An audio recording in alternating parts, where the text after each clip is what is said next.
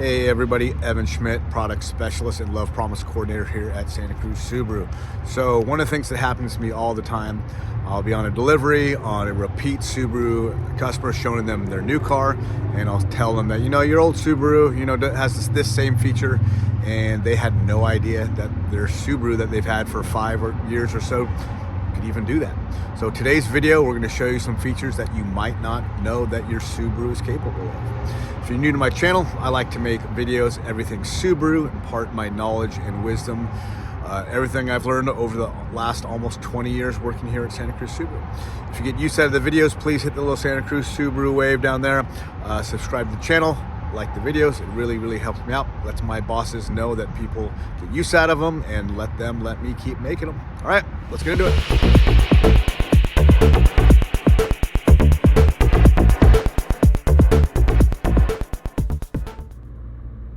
Okay, so one of the things that a lot of people don't even realize they can do is this button down here. So we're in Ascent, so your HVAC controls are a little bit more sophisticated than the Ascent because of the rear controls. But you have choices about what displays right here for this button where it says AC. So to change it, all you gotta do is go to your settings. Up top, make sure you're in the general settings, and we're going to scroll down just one screen here to climate control. So hit climate control, and it's customized climate button. It's on AC. So I hit that guy, and I have some other choices. I could have the sync button down there, or the recirculated air button, which is a very popular option.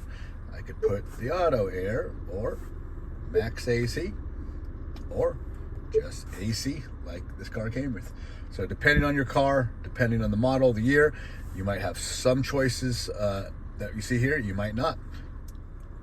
So this is one that I've mentioned in other videos, but I think is really important. So that top screen up there that says MPG, it's another customizable screen. Really easy to do.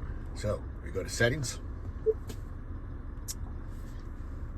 Usually starts you at the top, but we want to scroll down a little bit, find meter screen. Meter information screen is what that guy's called.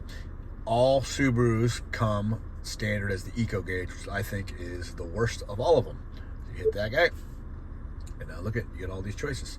So the Eco Gauge just basically tells you whether you're getting bad gas mileage, you're getting good gas mileage, you're getting bad gas mileage, you're getting good gas mileage. It doesn't tell you exactly what gas mileage you're getting. It just tells you whether you're getting good or bad. So I think gas range is the best. So I hit gas range, and look, it's changed.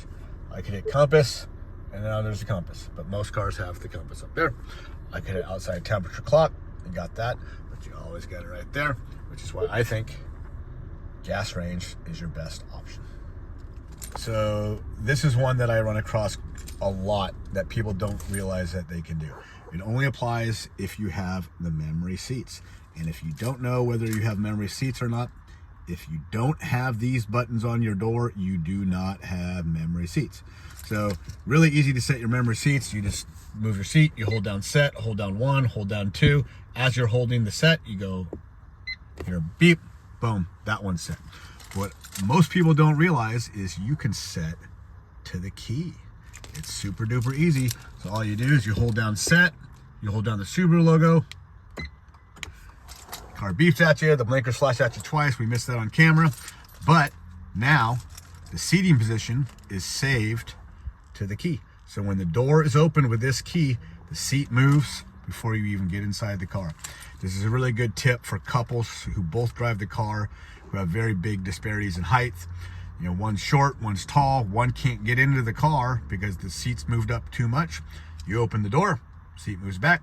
Or, people who are a little disabled, have bad knees, hard time getting into the car. They hit the set button and they open the door with the key, the seat moves back. They get in the car, they start her up, push the number 1, seat moves to their position. If you're gonna change your positions, just make sure when you switch your seats, if you want all of them to the same, save them both. It's really annoying till you open the door, the seat goes one way, you push 1, it goes to another setting. Make sure you save them both. And I don't know if I mentioned it or not, but when you set the key, make sure the car is off. It will not work if the car is on because the key doesn't work. when the engine's running. All right, so this next part is a two-parter, and the second part of it's not going to apply to a lot of you. It's only going to apply to people with Outbacks. But this is your cargo cover. This can be removed unbelievably easy. So Outbacks, you just push this button right here, the cross tracks and the Foresters, you know, you've got a little, this guy kind of springs in like a shower curtain rod, and then you take it out, and then there's always a spot underneath the car where it goes. So on this car, you just lift these guys up, and you see that little channel right there. It goes all the way along there. You take off that piece, and it goes right there.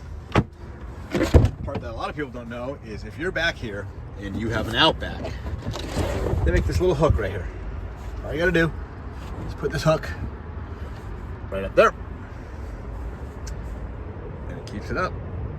Again, that second part's only for Outbacks. So I've mentioned this next one on lots of videos, but this is the one I get the most, that people just say, I didn't know I could do this. And this has been a feature that's literally been on Subarus for like 15 years.